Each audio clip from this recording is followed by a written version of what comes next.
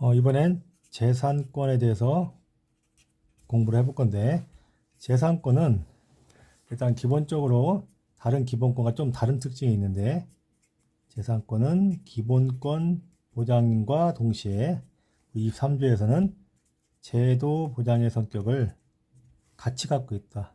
그래서 기본권 보장, 사유 재산권을 보장하는 동시에 사유 재산 제도를 보장한다. 그래서 우리 사유재산권 기본권을 보장함과 동시에 사유재산 제도 보장도 같이 보장을 한다. 이렇게 믹스가 되어 있기 때문에 얘는 다른 기본권보다는 이 제도적 성격 때문에 조금 더 제한이 많이 된다라는 거야. 이 기본권 이론으로 돌아가 보면 기본권 보장은 어떻게 보장한다 했어? 최대한 보장이었지. 그래서 이 최대한 보장하려면 이것을 제한하는 것은 많이 금지하면 안 되기 때문에 과잉 금지 원칙이 적용됐다. 그래서 과잉되면 위헌이었고, 그 다음에 제도적 보장 같은 경우는 이와 반대로 최소한만 헌법에다 보장을 한다. 그래서 제도 보장 같은 경우에는 중요하고 아주 본질적인 것만 헌법에다 규정함으로써 우리 기본권처럼 함부로 건들 수 없게 하는 거예요. 그래서 중요하고 본질적인 최소한만 헌법에다 규정을 한다. 그래서 제도 보장 같은 경우는 과소, 보호, 금지 원칙이 적용된다. 이렇게 재산권은 기본권 보장과 제도 보장의 성격을 아울러 갖고 있기 때문에 이 중간적 성격이기 때문에 아까 얘기했듯이 제한이 다른 기본권보다 좀 많이 된다. 이 말은 다르게 얘기해서 입법 재량이 크다. 입법 재량이 큰 만큼 나중에 제한하는 입법에 대해서 위헌 심사를 해야 될 거냐. 기본권, 재산권을 제한하는 입법에 대해서 위헌 심사를 할 때는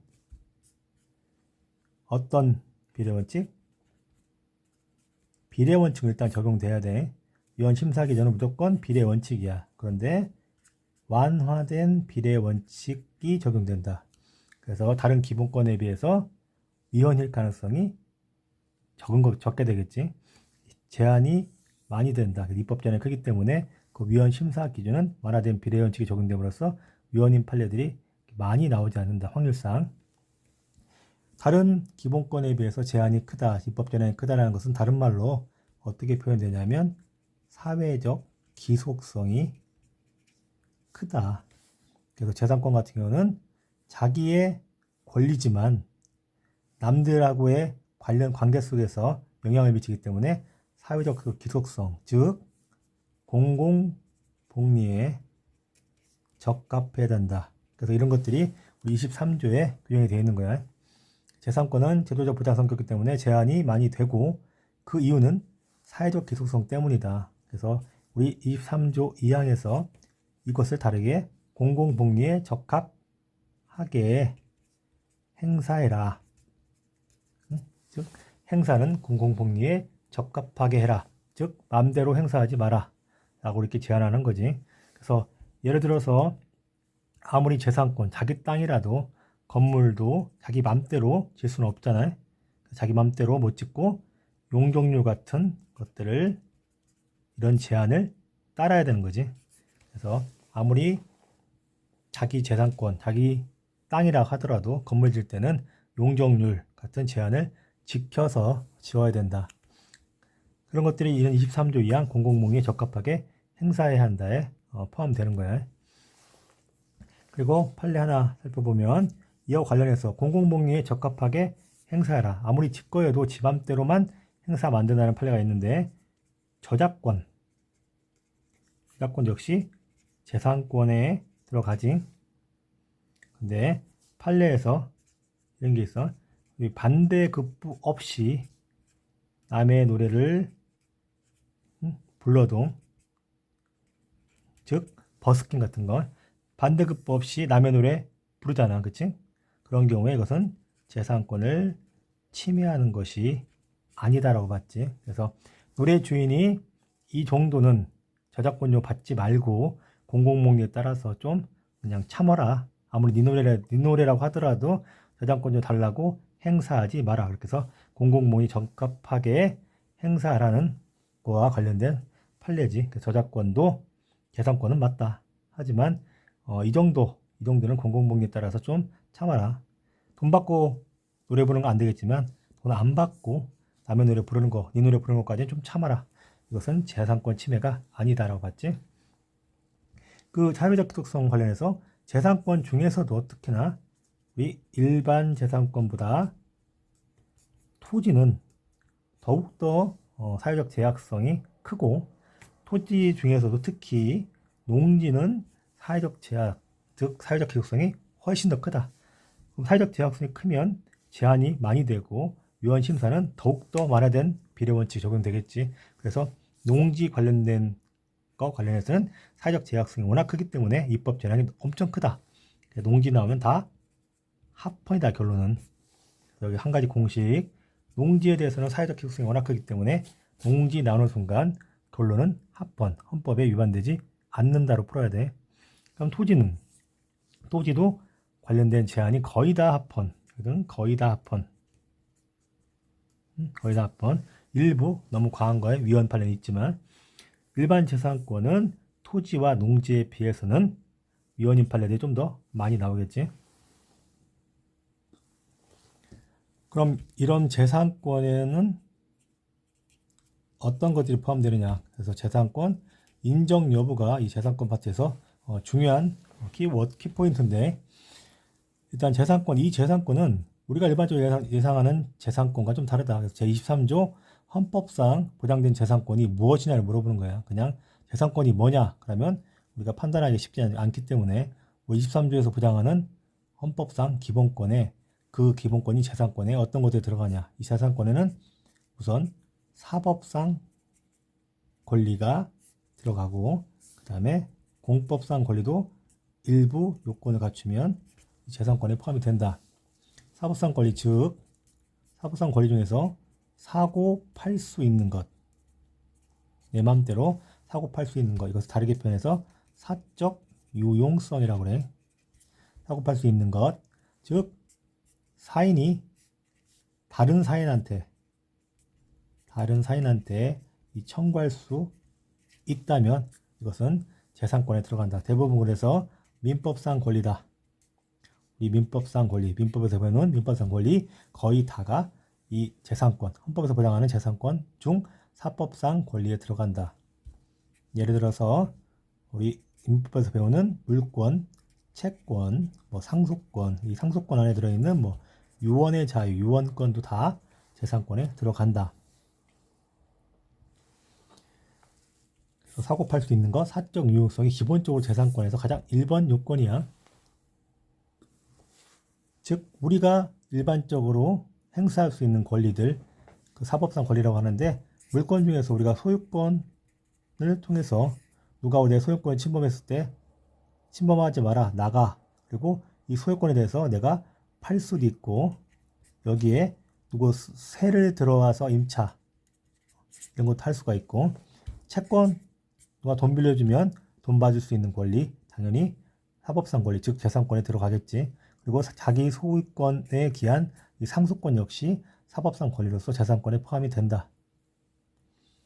그 다음에 공법상 권리는 사법상 권리와 다르게 사적 유용성만 있으면 안 되고, 플러스 이 공법상 권리를 행사하기 위해서는 그것에 대해서 자기 기여, 자기가 뭔가 기여한 게 있어야 돼. 이것은 공법상 권리이기 때문에 사인이 국가한테 청구할 수 있느냐야. 그래서 자기 기여가 있어야지만 공법상 권리로서 헌법상 재산권에 포함이 되는데, 보통 자기 기여 보면 자기 돈, 그 다음에 자기 노동, 이런 것들이 보통 우리가 자기 기여라고 하지. 그래서 자기 돈 투자한 거, 이를 통해서 공법상 권리 인정되는 게 어떤 것들이 있냐면, 우리 공무원이 우리 연금, 공무원 연금, 그래서 떼지 일부, 그 관련해서 연금 수급권이 있고, 그 다음에 국민도 마찬가지로 연금 내기 때문에 거기에 따라서 연금 수급권, 내 돈 낸 거에 대해서 받는 거기 때문에 연금 수급권은 공법상 권리로서 재산권에 포함이 된다. 그 다음에 사회 보험 수급권이 있어요. 이렇게 사회 보험이라는 단어가 들어가면 볼 때 우리 보험료 내니까, 내 돈 내니까 사회 보험 수급권은 재산권에 포함이 된다. 그리고 마찬가지로 건강보험 수급권, 같은 말이야. 의료보험 수급권, 이렇게 보험이 들어가면 우리가 보험료 내니까 자기 기여가 있으니까 재산권에 포함이 된다.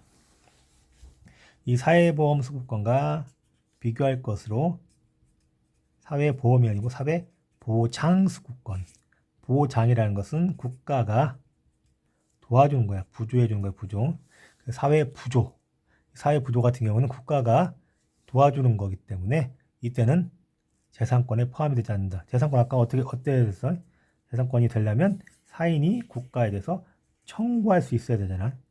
근데 이 사회보장 국가의 부조는 국가가 돈 주면 받는 거야. 요건에 해당돼서 국가가 주면 받는 것이 국가에 대해서 청구할 수 있는 권리는 아니다. 그 대표적인 것이 의료 급여. 여기 급여라는 단어가 들었다고 해서 돈 받는 거 아니야. 의료 급여. 나라가 공짜로 주는 거야. 의료 급여 수급권. 그 다음에 돈 없는 사람 도와주는 거 생계 급여 수급권. 이것은 재정적 상황, 예산 상황에 따라서 국가가 줄 수도 있고 안 줄 수도 있는 거기 때문에 사인이 국가에 대해서 청구할 수 있는 권리는 아니다. 따라서 사회보장 수급권에 포함되는 의료급여 수급권과 생계급여 수급권은 재산권에 포함되지 않지만 사회보험 수급권, 건강보험 수급권, 의료보험 수급권은 보험료를 내기 때문에 재산권에 포함된다. 이렇게 구분해야 돼. 그 다음에 자기 노동을 투자하면 뭘 받아야 돼? 보수. 그지? 노동, 일했으니까 보수를 받겠지. 그래서 보수 청구는 당연히 우리 공법상 권리로서 재산권에 포함이 되는 거지.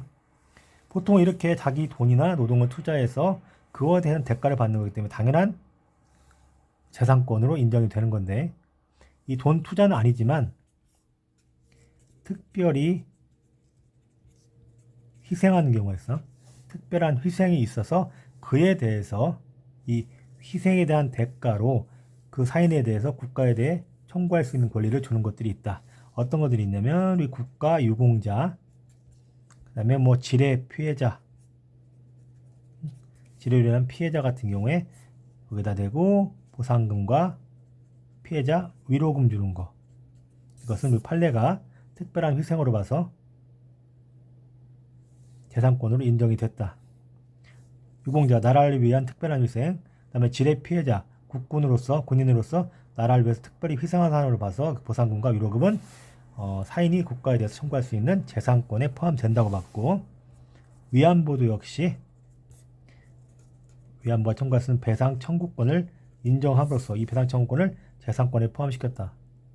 특별한 희생에 해당되는 유공자 보상금, 그리고 피해자 위로금, 그 다음에 일제시대의 위안부에 대한 배상 청구권, 이런 것들은 다 재산권에 포함이 된다. 다만 여기서 중요한 거, 요게 재산권으로 인정되기 위해서는 전제로서 깔려야 돼. 이 법률 요건을 갖추기 전에는 재산권이 아니고 법률 요건을 갖춘 후에 재산권이 된다라는 것. 특별한 희생에 대해서 유공자, 피해자, 위안부한테 보상금, 위로금, 배상 청구권을 인정을 하되 다만 그 관련 법에서 법률 요건을 갖추기 전에는 재산권 인정되지 않고 갖춘 후에야 재산권으로서 인정된다. 즉 국가유공자법에 해당되는 유공자여야겠지. 요건이 해당돼야 되고 그 다음에 지뢰 피해자 위로법, 보상법 거기 관련 규정에 해당되는 사람한테 보상이나 위로를 해주는 거고, 그 다음에 위안부 배상 청구권도 우리 국가 일제시대 위안부 관련 법의 배상 청구권 요건에 해당돼야 재산권으로 인정이 된다.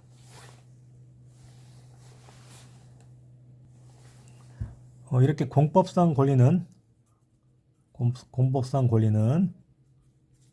사적 유효성은 당연히 있어야 되고, 내가 내 보수청구권 돈 받아가지고 누구한테 넘길 수 있는 거고, 내 보험도 내가 받아서 함부로 처분할 수 있는 거지.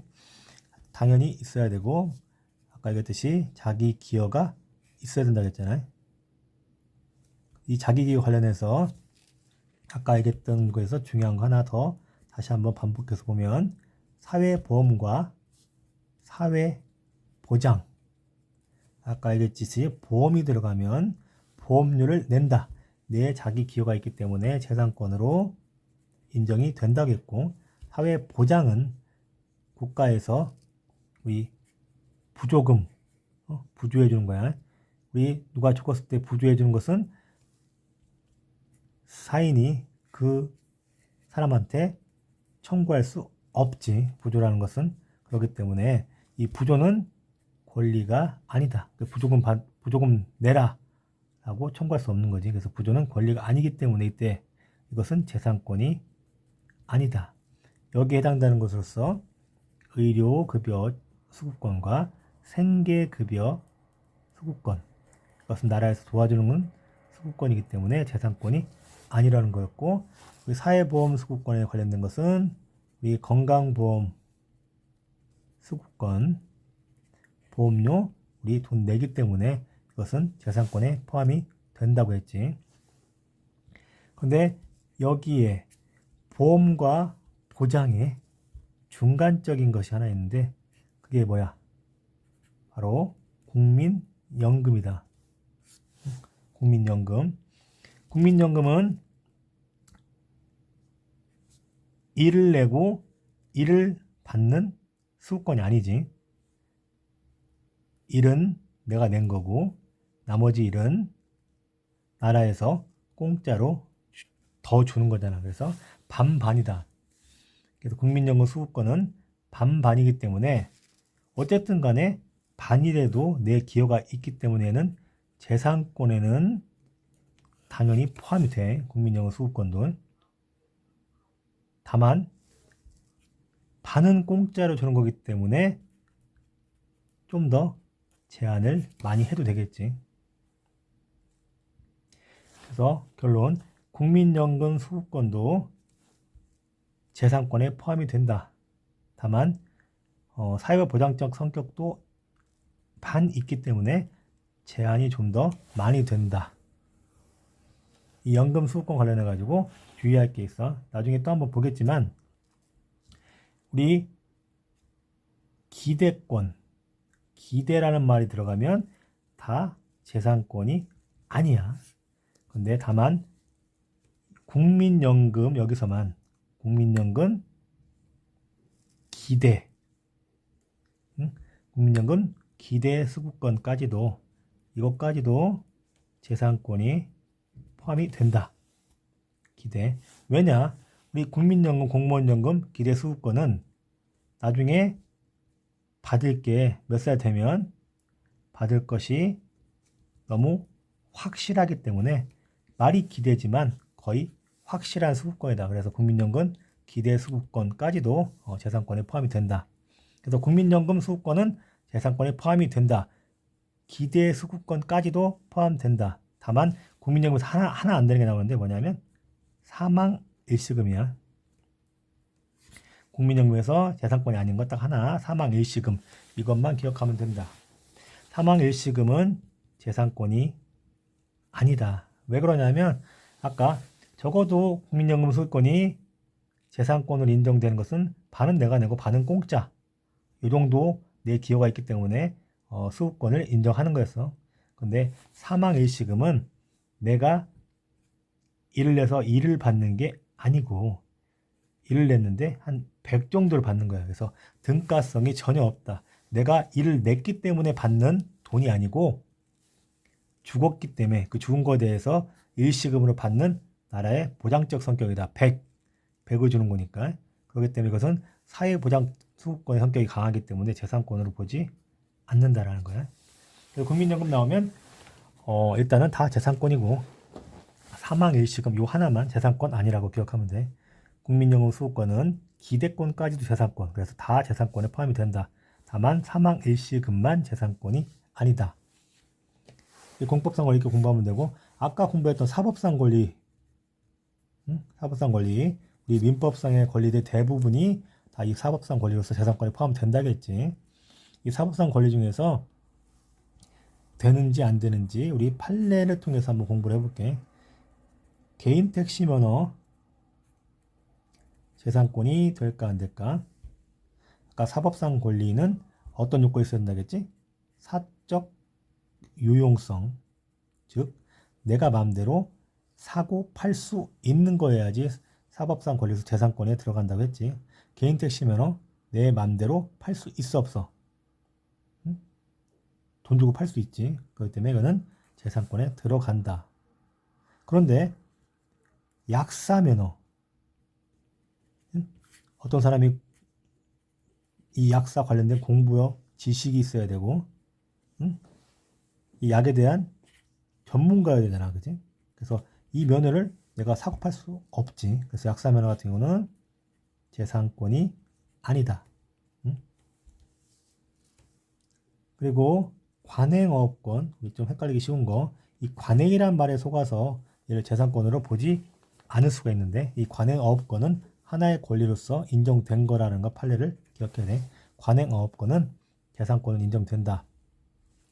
요거와 비교할 것으로 우리 어업우선에 대한 어업우선권에 관한 기대, 여기서는 기대라는 말을 꼭 봐야 돼.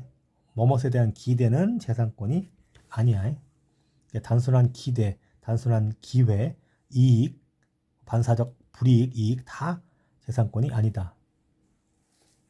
그 다음에 건설업 영업권, 우리 영업권도 재산권에 포함이 되고, 다만 여기서도 마찬가지로 약사가 의료기관, 우리 약사가 병원이 있는 의료기관 내에 약국을 영업할 수 있는 권리, 이것은 약사의 단순한 기대야. 그렇기 때문에 도 역시 재산권이 아니다. 약사 그냥 약국을 영업할 수 있지. 그건 재산권이 되겠지만 약사가 반드시 그 병원이 있는 의료기관 내에 약국을 영업할 수 있다는 권리는 단순한 자기의 바람, 기대에 불과하기 때문에는 재산권이 아니다라는 거고, 그리고 같은 영업권이지만 이 폐기물 처리업자의 영업권은 아무나 할 수 있는 게 아니기 때문에 사고 팔 수가 없어. 폐기물 처리업자 어떤 허가를 받은 사람만 할 수 있는 영업권이기 때문에 사고 팔 수가 없다. 따라서 재산권에 포함되지 않는다. 다시 한번 비교해보면 개인 택시 면허지만 얘는 팔 수가 있다. 개인 택시 면허 우리 뭐 권리금 뭐 1억 2억 주고 이렇게 사고 팔지. 그래서 재산권에 포함이 된다고 봤고, 약사의 면허는 아무리 면허지만 어떤 지식이 필요한 거기 때문에 사고 팔 수 없다. 따라서 사적 유용성이 없기 때문에 재산권이 아니라고 봤고, 관행어업권 같은 경우는 어업권으로서 인정됐기 때문에 재산권을 받지만 어업 우선권에 대한 기대, 이거는 단순한 기대에 불과하기 때문에 재산권이 아니다라고 봤고, 건설업 영업권은 영업권으로서 재산권에 당연히 포함된다고 봤지만 약사가 의료기관 내에서 약국을 영업할 수 있는 영업권은 단순한 기대에 불과하기 때문에, 자기 바람에 불과하기 때문에 재산권으로 인정하지 않았다.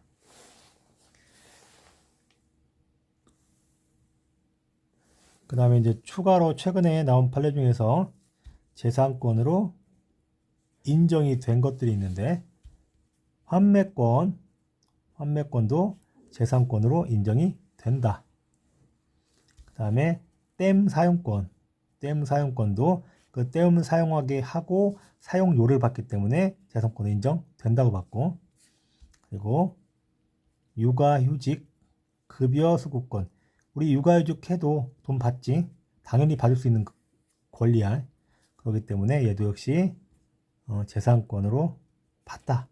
23년 판례이기 때문에 꼭 기억하고, 환매권, 댐 사용권, 육아휴직 급여 수급권도 재산권에 포함이 된다.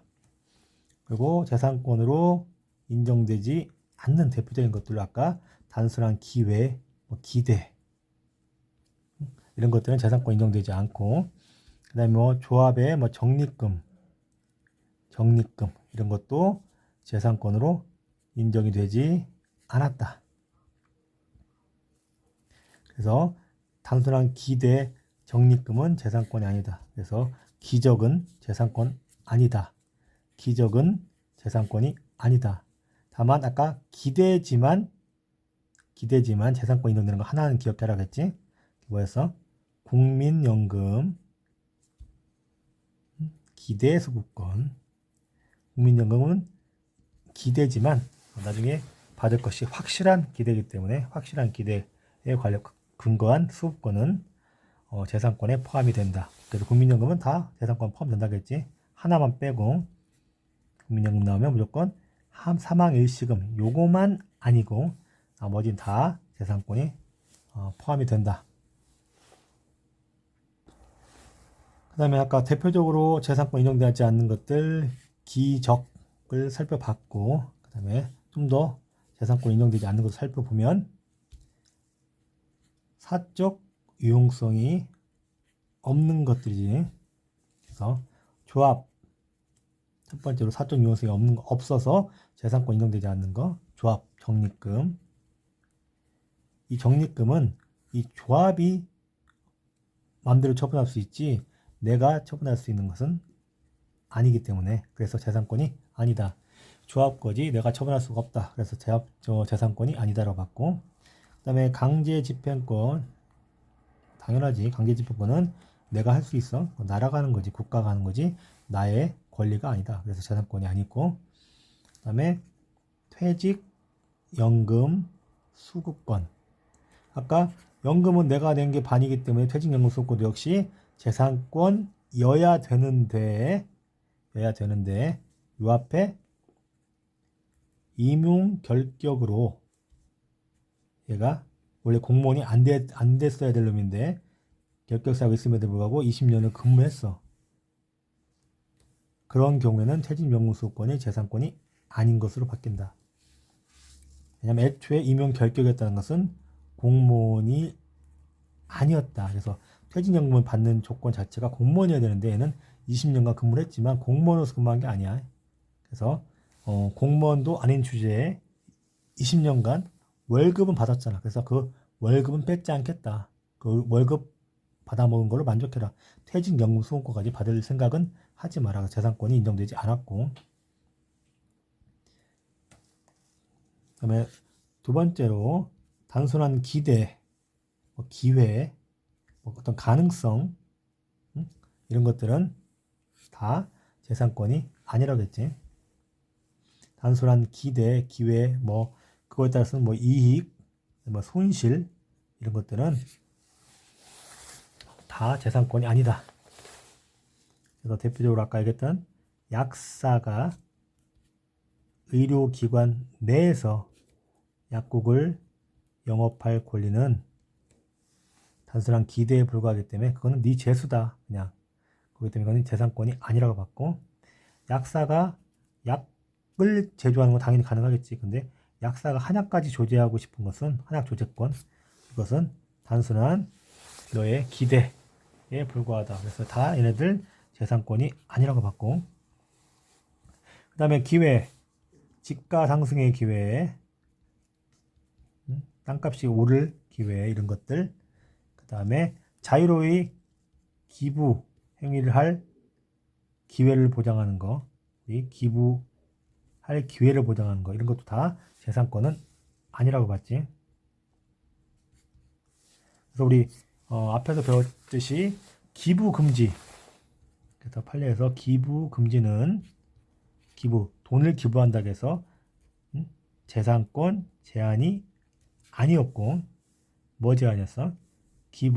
나 돈 기부하고 싶어요. 근데 못하겠으니까 일반적 행동의 자유의 제한에 포함된다. 다만 침해는 아니었고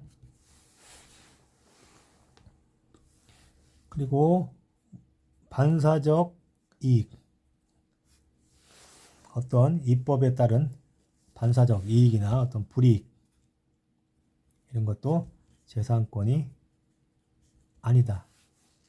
그래서 대표적인 판례로서 장기 미집행 장기 미집행 도시계획 결정 관련해서 이게 실효가 됐다. 장기 미집행 도시계획 결정이 나면 건축 못하지. 자기 마음대로 자기 건축 못하잖아. 도시계획 따라서 그린벨트를 묶이기 때문에 건축을 못한다. 그러면 땅값은 떨어졌겠지. 근데 이게 실효되면 얘는 건축이 가능해져. 그럼 실효되면 좋은 거잖아. 그것은 다만 단순한 반사적 이익에 불과하다. 그래서 얘는 재산권이 아니다라고 봤어요. 그리고 아까 국가유공자, 지뢰 피해자, 위안부에 대한 보상금, 그리고 지원금, 위로금 이런 것들은 재산권을 인정됐지만 그거와 비교할 것으로 대한민국 헌정회의 연로 지원금, 그 다음에 아까 위안부와는 다르게 대일 항쟁기, 그 일제시대에 강제동원자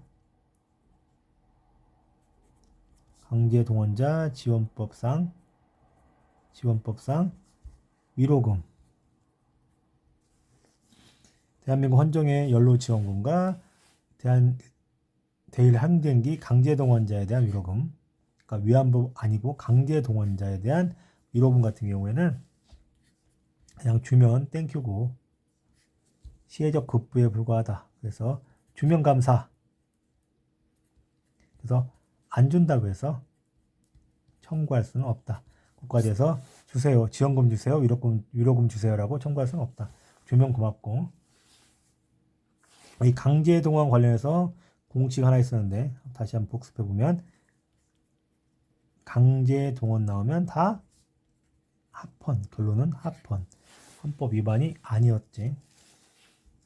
반사적 이익과 관련해서 최저임금 인상, 이 근로자에게 주는 최저임금을 인상하면 이 사업자, 그 사장님한테는 손해가 발생하겠지. 손실이 발생할 거 아니야. 이 사업자의 손실을 재산권 제한으로 볼 수 있느냐. 최저임금 인상으로 인한 사업자의 손실, 재산권 제한으로 볼 수 없다. 최저임금 인상하면 근로자한테 돈을 많이 줘야 되니까 사업자한테는 손실이 발생하겠지. 돈 많이 들어가니까. 그것은 그냥 반사적 불이익에 불과하다. 그래서 판례 지문으로는 기업활동의 사실적, 그다음 법적 여건에 관한 것으로서 재산권 침해 문제가 발생하지 않는다. 즉 침해 문제가 발생하지 않는다는 것은 제한이 아니다라는 얘기야. 다른 표현으로 그러니까 침해 문제가 발생하지 않는다. 문제가 발생해야 침해인지 아닌지 따져보는데 침해 문제가 발생하지 않는다는 것은 재산권 제한 자체가 아니라는 거야. 반사적 불이익에 불과하기 때문에 이 사업자 손실 어쩔 수 없다. 재수가 없는 거야. 그래서 재수가 있는 사람은 돈 벌고 재수가 없는 사람은 돈 잃고 이거 어쩔 수 없다라는 거야. 우리 자본주의 사회에서는 어쩔 수 없다. 그래서 재산권 제한이 아니다라고 본 거야. 지금까지는 이제 재산권 파트에서 중요한 부분인 재산권에 포함되느냐 안 되느냐, 대부분의 좀 쉬운 문제는 재산권이 보장되느냐 안 되느냐 거기서 나오는 거고, 좀 어려운 문제라 치면 지금부터 배우는 제23조 헌법 23조에 대한 문제야. 헌법 23조, 우리 헌법 23조는 어떻게 되어 있냐면 3항으로 되어 있는데 1항, 2항, 이렇게 3항 세 가지 조항으로 되어 있다. 근데 일단 기본적으로 우리 현재는 1항과 3항을 완전히 분리하는, 이 이론은 따로 공부할 필요가 없어. 어렵기 때문에 굳이 공부할 필요가 없고 확실하게 분리를 한다. 그래서 1항과 2항은 원래 제한하려고 하는 게 아닌데 제한이 생긴 거야. 그래서 일반적 제한이라고 하고, 그리고 다른 말로 존속보장, 이렇게 하면 얘기 어렵지. 존속보장인데 존속보장은 뭐냐면 그 재산을 사용해라. 토지 사용해라. 토지 사용에는 문제가 없지만 다만 심할 때만 돈을 조금 보상해 주겠다. 존속 보장이란 존속이 뭐야? 그 토지를 사용하는 것을 보장해 주는 거야. 제한을 하되 토지 사용하는 것은 막지 않는다. 이게 존속 보장이고, 사망은 특별한 제한, 즉 침해 정도에 이른 특별한 제한으로서 애초에 침해이기 때문에 그 가치 못 쓴다. 토지를 사용할 수가 없다. 그래서 대신에 존속 보장 못 해주니까 같이 돈으로 그냥 보장해 줄게. 그래서 가치 보장, 무조건 보상을 해주는 거야. 침해이기 때문에. 그래서 1, 2항 같은 경우에는 원래 뭘 제한하려고 한 게 아닌데 공공복리 즉 사회적 제약성 때문에 결과적으로 제한이 발생하는 거고, 사망 같은 경우 애초부터 침해를 전제로 하기 때문에 보상을 함께 세트로 규정을 하는 거야. 다시 한번 살펴보면 1항의 내용 플러스 한계, 내용과 한계는 법률로 정하라고 돼 있어요. 그래서 내용과 한계를 법률로 제한하라가 아니라 내용과 한계를 법률로 정해라. 그래서 원래 재산권이라는 것이 A라는 재산권이 있는데 없어. 뭔가 구체적인 게 없어. 그러면 A라는 재산권을 내용과 한계를 이렇게 법률로 정해라. 그래서 A 재산권, 상속권은 이만큼, 그리고 B라는 재산권, 환매권은 이만큼, 그 다음에 채권 이런 것들은 이만큼, 이렇게 내용과 한계를 법률로 정해라. 이 법률로 정해라 하기 때문에 얘를 형성적 법률 요구라고 한다. 이 30조 2항의 제한과 그 기타 일반적 법률로 개별적 법률로에서 제한은 제한적 법률로였지만 여기서는 애초에 정하는 것을 법률로 하라는 거기 때문에 형성적 법률 요구라고 한다. 그래서 내용과 한계를 법률로 정해라. 이 한계를 법률로 정한다는 것은 보호 영역을 어디까지 보장되는지를 법률로 정하라는 뜻이지. 그래서 이 보호 영역 A는 이만큼, 환매권은 이만큼, 채권은 이만큼까지 보호 영역, 그것을 법률로 정하라는 거야. 이때 법률을 정할 때도 역시 마찬가지로 30조 2항의 비례 원칙은 당연히 적용되는 거야. 그래서 법률을 정하되 좀 너무 과하지 않게 정해라. 일반적인 우리 법률요보에서, 제한적 법률요보에서는 과하지 않게 제한해라지만 여기서 법률로 정해라 해서는 형사적 법률요보이기 때문에 과하지 않게 만들어라. 과하지 않게 정해라. 이런 뜻이야. 그 다음에 2항에 공공복리라는 말이 나오는데, 재산권의 내용과 한계는 법률로 정하고 그 재산권을 행사하는 것은 공공복리에 적합하게 해라. 아까 1항과 2항은 어떤 제한이라고 했어요? 일반적 제한이라고 했지. 일반적 제한. 그래서 누구나 대상이 될 수가 있어. 그래서 제한을 하되 토지는 사용해라. 존속을 보장하는 거였는데 그 사용을 하되 그 행사는 공공복리에 적합하게 사용해라 라는 뜻이야. 그래서 이 공공복리에 적합하게 해라라는 것 때문에 재산권의 사회적 기속성 문제가 발생한다. 즉 재산권의 사회적 제약이 발생하는데, 아까 처음에 얘기했듯이 23조 1, 2항은 원래부터 뭘 제한하라는 게 아니야. 그런데 공공복리에 적합하게 행사하다 보니까 결과론적으로 이 공공복리 얘 때문에 제약이 발생하는 거야. 이거로 인해 가지고 제한이 발생한다. 그래서 재산권의 제한에 대해서 대부분의 제한은 여기에 해당되는 거야. 사회적 기속성에 따른 제한. 그런데 일반적으로 공공복리에 적합하게 행사해라. 사회적 기속성은 우리 일반 국민이면 지켜야 되는 그냥 그런 원리야. 그런데 이것이 사회적 제약의 범위 내면 당연히 그냥 거기서 끝이야. 보상해 줄 필요도 없고. 예를 들어 가지고 자기 땅이 그린벨트에 묶였어. 그러면 땅값 싸지지. 그럼 보상해줘? 안 해줘? 어쩔 수 없는 거야. 보상 필요 없어. 그래서 보상 필요 없는 것이 이게 원칙이다. 대부분이 여기에 들어간다. 재산권은 공공목리에 적합하게 행사해야 되기 때문에 사회적 기속성으로 인한 제한이 어떤 사회적 제약의 범위 내라면 그때는 보상도 필요 없다. 다만 사회적 기속성 때문에 제한이더라도 이것이 그 사회적 제약의 범위를 벗어났다. 벗어난 경우에는 이때는 그래도 조금 얘를 완화, 조절을 하기 위해서 보상을 좀 해줘야겠다. 그래서 이때는 보상이 필요한 거지.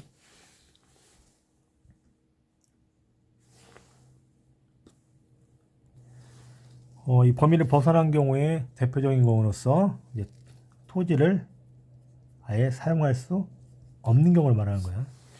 범위 내라는 것은 토지는 사용할 수 있는 경우, 일반적인 사회적 제한인 거고, 토지를 사용할 수 없을 만큼 좀 과한 제한이 발생한 경우에 그때는 좀 완화, 조절하는 보상이 필요하다는 거야. 이거와 다르게 1, 2항과 다르게 3항은 애초에 공공복리가 아니라 공공필요에 따른 공용 침해야. 침해. 물론 규정에는 수용, 그다음에 뭐 사용 제한이 있지만 헌법 조문에는 우리 공용 침해는 아직까지는 공용 수용, 실내적으로는 우리 판례에서는 침해가 공용 수용 요거만 있다. 그래서 공용 침해라고도 하고 공용 수용이라도 하는데, 이 수용할 때는 기본적으로 아예 세트로 보상이 따라 붙는다. 애초에 공공 필요에 의한 공용 침해의 경우에는 보상이 아예 따라 붙는다. 이 보상은 우리 헌법 조문상으로는 정당한 보상을 해줘라. 근데 현재 해석상 이거는 정당한 보상은 완전한 보상이다. 이 두 개를 거꾸로 말해내. 조문상은 정당한 보상이고 해석상 완전한 보상이야. 그러면 우리 일반적인 제한, 모든 국민 대상인 일반적인 제한, 어떤 국민이든 그린벨트에 묶여 있으면 거기에 따라서 뭐 건축 이런 거 함부로 하면 안 되는 거예요. 그래서 우리 모든 사람이 따라야 되는 이 사회적 기숙성, 이 일반적인 제한 같은 경우에는 공공목리라는 이유로 좀 광범위하게 인정되는 반면에 우리 공공필요에 의한 공용 침해, 재산권을 뺏는 이 침해의 경우에는 공공복리보다 훨씬 더 좁게 해석해야 된다. 당연하겠지. 일반적인 제한, 이 특별한 침해보다는 당연히 일반적 제한이 훨씬 더 넓고, 이 공공필요는 공공복리에 비해서 훨씬 더 좁게 해석해야 된다.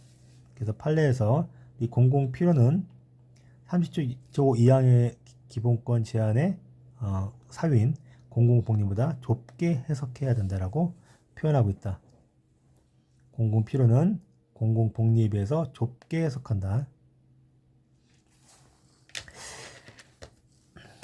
여기서 이제 공용 침해라고도 하고 공용 수용, 사용 제한은 그냥 무시하고 공용 침해 또는 공용 수용이라고 할 건데, 공용 수용의 경우에는 이제 뭐 쉽게 얘기하면 강제 수용인 거예요. 강제 수용. 강제로 수용은 빼앗는다. 남의 토지를 강제로 빼앗는다. 강제로 빼앗으면 당연히 보상해 주는 거야. 강제로 뺏으면 보상도 아니면 안 되겠지. 당연히 땅값은 물어줘야겠지. 강제 수용을 말하는 건데, 이 공용 수용은 민간 기업도 주체가 된다는 거 하나 기억해야 되고, 그래서 조합도 되고, 다른 판례에서는 또 전원개발 사업자도 이 공용 수용의 주체가 된다. 뭐가 된다? 주체가 된다. 공용 수용은 국가만 할 수 있는 게 아니라 민간 기업이라도 그 사업이 공공 필요에 의한 공익 사업이라면 민간 기업도 주체가 될 수 있다. 그래서 조합도 공용 수용의 주체가 될 수 있고, 전원 개발 사업자도 공용 수용의 주체가 될 수 있다. 여기서 우리 공용 수용을 하기 위해서는 앞에 요건이 뭐야? 공공 필요에 의한 공익 사업이지. 근데 이 공공 필요를 판단하는 기준은 민간 기업일 경우는 좀 더 엄격해야 한다. 맞아, 틀려? 틀려. 민간 기업도 공용수용의 주체가 되고 그 공용 필요에 대한 판단 기준도 국가랑 동일하다. 이게 맞아요. 그래서 공공 필요에 의한 이 판단, 공공 필요라는 이 판단 기준은 국가가 수용할 때랑 민간 기업이 수용할 때랑 똑같다. 그래서 민간 기업일 때 좀 더 엄격하게 판단 기준 적용해야 된다면 틀린 거야. 공공 필요의 판단 기준은 국가랑 할 때랑 민간 기업이 할 때랑 동일하다. 그리고 가끔 지문으로 나오고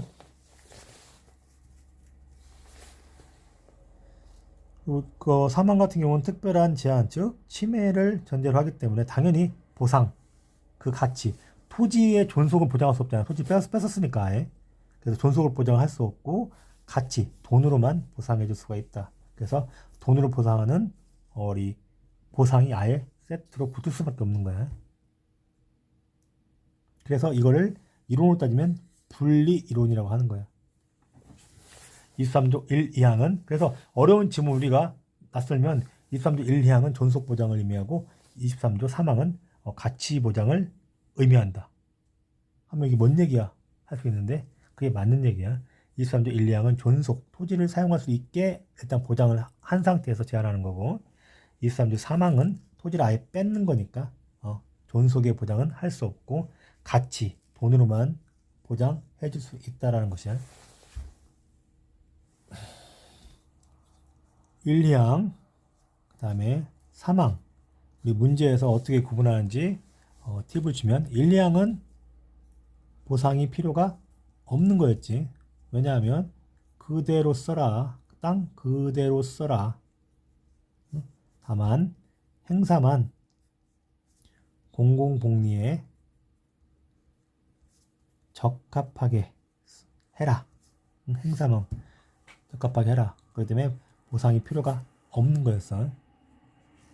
다만 행사만 공공복리에 적합하게 하려고 했더니 이 행사 자체를 못하는 경우가 발생하는 거야. 그대로 아예 써라 했는데 그대로 쓸 수가 없는 경우, 이런 경우에만 좀 그 제한이 너무 심했다. 그러니까 완화 조절하기 위해서 좀 보상 입법을 만들어 가지고 좀 메꿔줘라 라는 것이고, 사망 같은 경우에는 무조건 보상이야. 사망은 아예 침해, 박탈, 재산권, 이 토지를 아예 뺏는 거기 때문에 뺏는 거에 대해서는 당연히 보상을 해줘야겠지. 그래서 우리 문제에서, 실제 문제에서는 이 사망에 해당하는 것은 공용, 수용 요거밖에 없어. 그 외에 어떤 제한이 나면 다 나머지는 모두 다 1, 2항이라 보면 돼. 다만 여기서 갈리는 거야. 그 사회적 제약 범위 안에 있으면 그냥 참아라. 그냥 참아라. 거의 다 여기에 해당되는 거야. 다만 제한이 너무 심하다. 이럴 때 그만 적당히 완화하기 위해서 조절 보상을 좀 해줘라 라는 거야. 그 예로서 범위 아닌 것은 대부분의 이거야. 이게 그 땅이 밭이나 논이었어. 공용 수용은 뭐야? 거기다 여기가 아니지? 1, 2항이니까 우리 사회적 제약인데, 사회적 제약은 땅을 뺏는 게 아니라겠지. 그래서 범위하는 보통은 밭, 논 같은 거야. 밭, 논이 그린벨트로 묶였다. 그린벨트 묶이면 개발하지 말아잖아. 그린벨트 묶이면 개발하지 마라. 밭, 논 개발하지 않고 계속 밭, 논으로 쓸 수가 있지. 그대로. 그렇기 때문에 이럴 때는 사회적 제약 범위 아니기 때문에 보상이 필요 없다고 본 것이고, 나대지인 경우, 나대지는 올리 할 수 있는 게 건축밖에 없어. 근데 개발하지 말래. 그린벨트 묻겠다고. 그러면 나대지 처음에 사가지고 이거 건축 가려고 샀는데 응? 개발하지 말해. 그러면 원래 용도대로 전혀 사용할 수가 없는 거지. 그러니까 일량은 그대로 써라가 원칙인데 그대로 쓸 수가 없게 되어버린 거야. 그때는 보상을 해줘야 된다는 거야.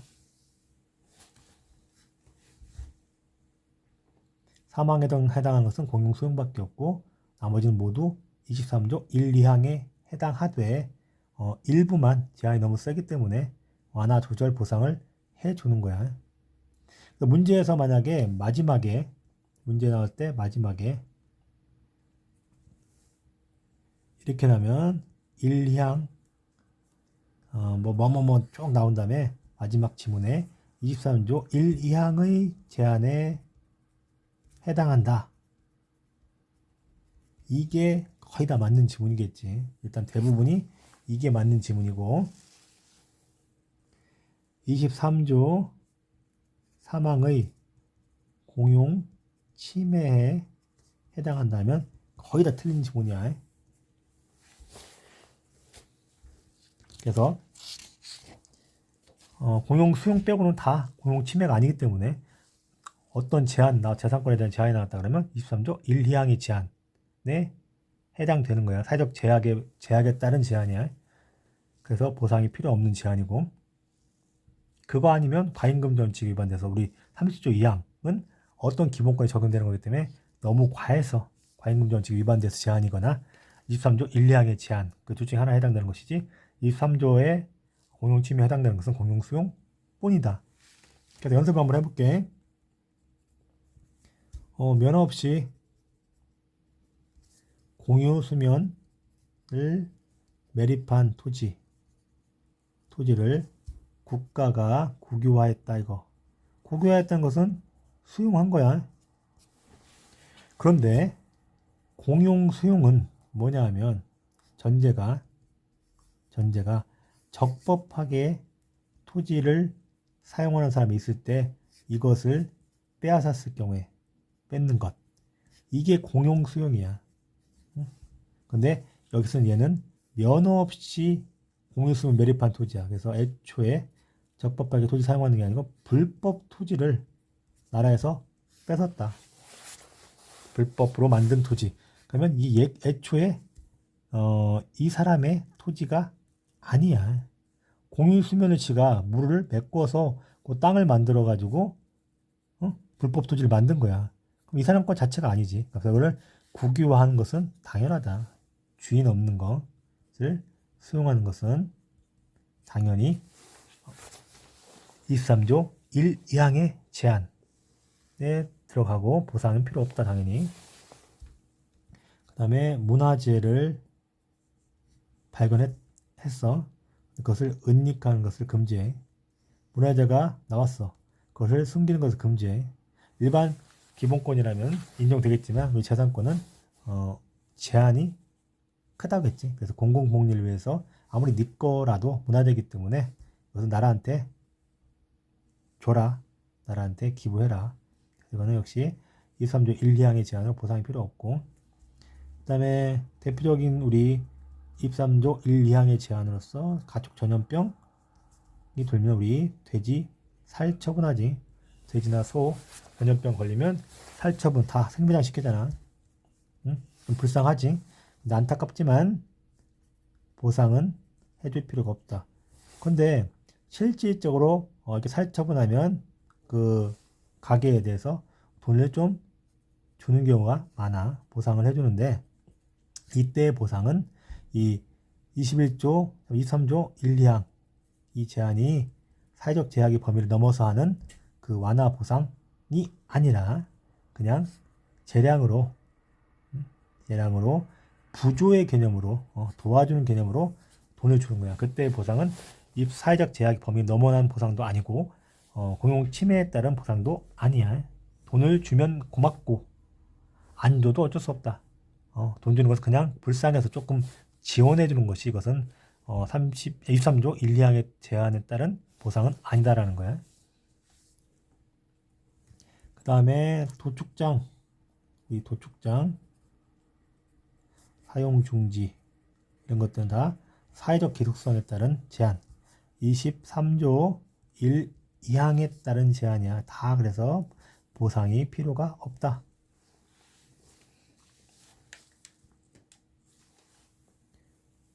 근데 여기서 하나 상당히 중요한 판례가 하나 나왔는데 가축 전염병에 대해서 아까 사회처분을 하는데 보상할 필요는 없다겠지.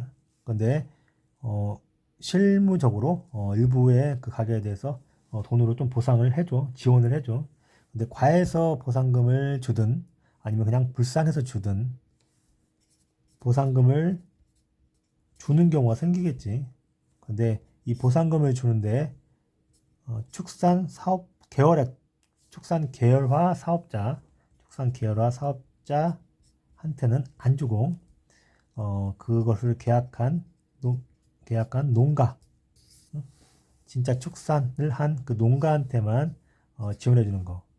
그 농가를 사서 쓰는 그 사업자한테는 안 주고 그 계약 농가 직접 축산을 하는 그 농가한테만 이 보상금을 지원하는 것은 과잉금지원에 반해서 위헌으로 봤다. 그리고 평등권에도 위반되겠지. 사업자에게는 안 주고 계약 농가에 주는 것은 평등권도 위반되고 과잉금지원 위반된다. 그래서 이게 24년 5월 30일 아주 따끈한 판례이기 때문에 꼭 기억해야 된다. 가축 전염병 살처분하는 거 이것은 23조 1, 2항의 사회적 제약 범위 내의 제한이기 때문에 보상이 필요가 없다. 그런데 이게 불쌍해서 나라에 돈을 주든 아니면 너무 이게 살처분에 대한 그 제약이 너무 커서 돈을 주는 것이든 상관없이 만약에 보상금을 준다는 전제하에 그것을 사업자한테는 안 주고 계약 농가한테만 주는 거 이것은 과잉금지 원칙에 반해서 위헌이라고 판결이 나왔어.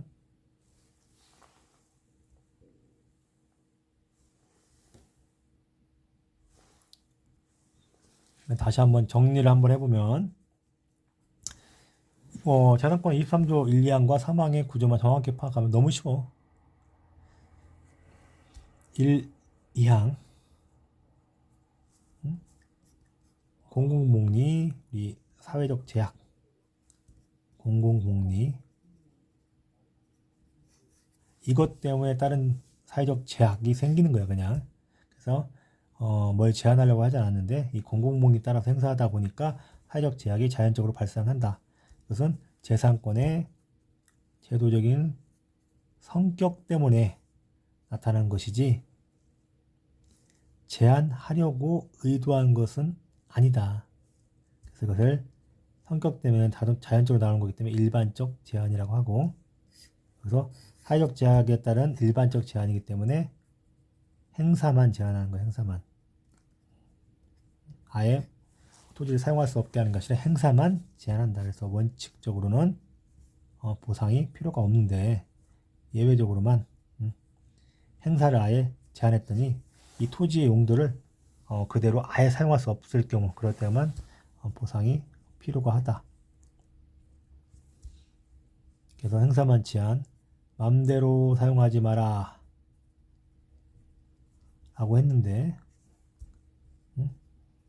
대표적으로 개발 제한구역 그린벨트 거기다 건축하지 마라. 그 토지를 거래하려면 허가를 받고 해라 라는 이런 게 사회적 제약에 따른 23조 1, 2항의 제한이야. 근데 개발 제한구역을 지정을 했어. 근데 이 지정 후에 본래대로 사용할 수 있다면 보상은 필요 없고 본래대로 사용할 수 없다면 보상을 해줘서 좀 그 피해를 완화시켜줘라. 그래서 개발 제한구역이나 토지거래 이 부분에서는 이 제도는 위헌이 아니다. 이게 중요해. 제도는 합헌이지. 그럼 위헌인 부분이 뭐냐면 본래 용도로 사용할 수 없음에도 불구하고 보상을 해주지 않는 거. 이거 너무 심하다. 좀 보상으로 좀 위헌성을 해결해줘라. 위헌성을 좀 제거해라.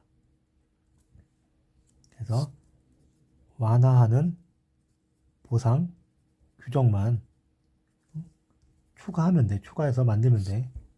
그래서 이때는 그래서 요 판례 관련해서는 위헌 판결 내야 되겠어? 아니면 헌법 불합치 내야겠어? 제도는 합헌이야. 그러니까 위헌이면 이 자체가 다 없어지는 거겠지. 근데 완화하는 보상 규정만 초과하면 되기 때문에 헌법 불합치야. 다. 그래서 완화한 보상을 만들어라. 언제까지 이 보상 규정을 만들어라고 하는 거야.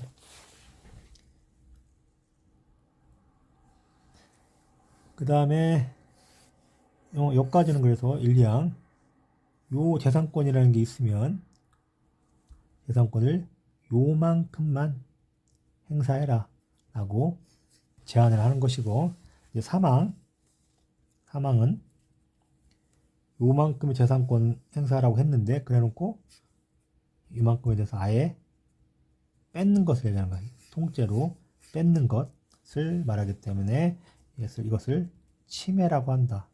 다른 말로 공용, 수용 뺏는 것. 공용, 수용 뺏는 것이야. 이때는 그래서 함부로 공공복리란 이유로 이렇게 땅을 뺏으면 안 되겠지. 그래서 좀 더 엄격한 요건인 공공필요 이런 요건이 필요하다. 공공필요에 위한 공익사업, 즉 뭐 도로를 만들거나 공항을 만들거나 이런 거 하기 위해서 땅을 뺏는 것을 말한다. 그것을 전문용어로 공용 수용이라고 하고, 그 땅을 뺐기 때문에 아예 토지를 사용할 수 없게 하는 거기 때문에 당연히 그 가치에도 돈으로 보상해줘라 라는 것이 사망이다.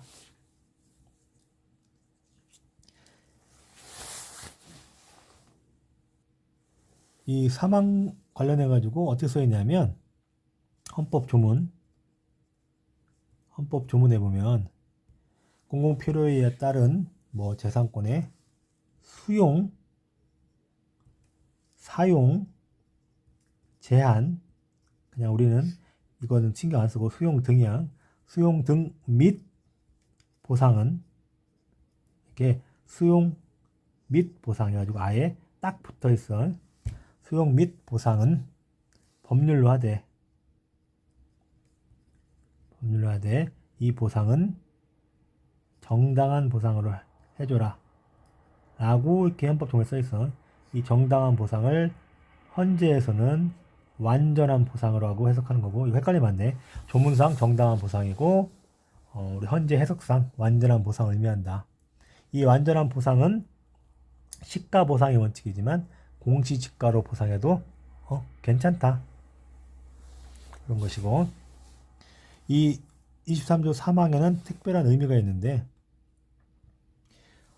침해임에도 불구하고 보상이라는 것을 아예 애초에 침해임에도 불구하고 보상을 애초에 붙여놨기 때문에 어떻게 표현되냐면 침해지만 보상이 전제되기 때문에 적법한 손실보상이라고 해.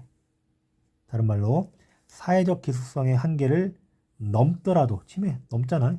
넘더라도 적법한 재산권 제한과 손실보상을 규정하고 있는 조문이다. 다시 한번, 사회적 기숙성의 한계를 넘더라도 적법한 재산권 제한과 손실보상을 규정한 것이 23조 3항이야. 왜 적법하냐? 보상 완전하게 해주니까. 보상을 완전하게 해주니까 그 행위는 침해임에도 불구하고 이것이 손해배상이 아니고 손실보상이다. 우리 기초적으로 하나만 설명하면 손해배상은 위법한 행위에 대한 것이고 손실보상은 적법한 행위에 대한 것인데, 일단 침해, 나라에서 빼앗는 것 자체가 적법하다. 왜냐? 보상이 아예 붙어있기 때문에. 그래서 이거를 손실보상이라고 하지 손해배상이라고 표현하지는 않는다라는 거야. 방금 얘기했듯이 침해, 다른 말로 수용, 우리 머릿속에서는 뺏는 거, 침해가 있었기 때문에 당연히 뺏었으면 정당한 보상을 해줘라. 이게 조문. 해석상 정당한은 완전한 보상, 이빠이 보상해줘라. 손해 없게. 오히려 돈 버는 경우도 많아. 그래서 우리 수용돼가지고 돈 버는 경우 주변에 많이 봤잖아. 뭐 도로났다고 그거 팔아가지고 돈 벌고. 그래서 얘는 시가 보상이 원칙이야. 완전 보상을 하기 위해서는 시가 보상이 원칙이지만 공시지가로 한다고 해서 이게 문제되는 것은 아니다. 공시지가로 보상해도 오케이. 시가 보상이 원칙이지만 공시지가로 보상해도 오케이다라는 거 기억해고. 이 관련해서 판례 첫 번째, 이 공익사업, 이 침해가 생긴 이유가 공공필요에 의한 공익사업이야.